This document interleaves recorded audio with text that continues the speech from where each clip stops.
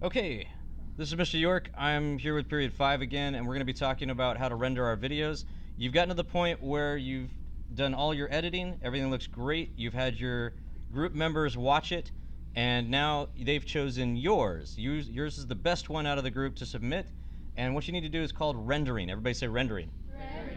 Rendering means that these files right here are actually on your computer, but they're not actually inside your Final Cut Pro.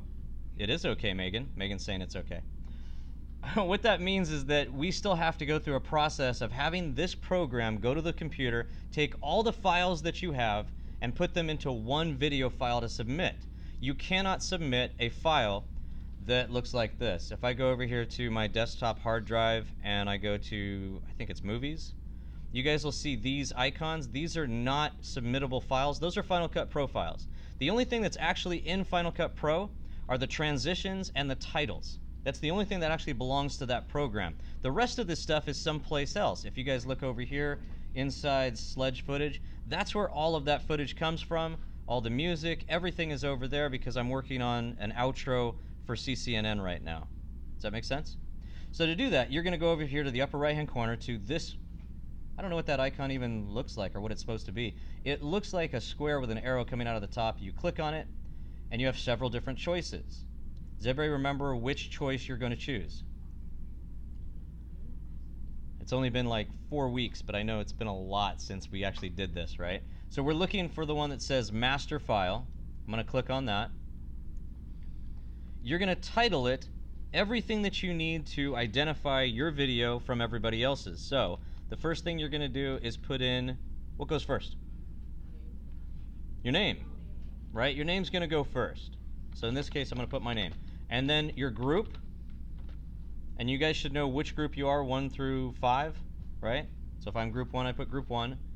And then what it is. In this case, you guys are working on backwards files, so I'm just going to use this as an example to show you what yours should look like. And then I'm going to go to settings and make sure that I'm on H.264, which is the lowest one. If we go to Apple ProRes 422, that's usually the default. You can see that down below in the lower right-hand corner, right here, it says 747 megabytes, which is relatively large for what we're doing. If you do ProRes Proxy, it's a little bit less, it's 309. And if I go all the way down to H.264, which is the one that we want, it's all the way down to 162 megabytes, real easy to submit. And the quality doesn't seem to make that much of a difference to us.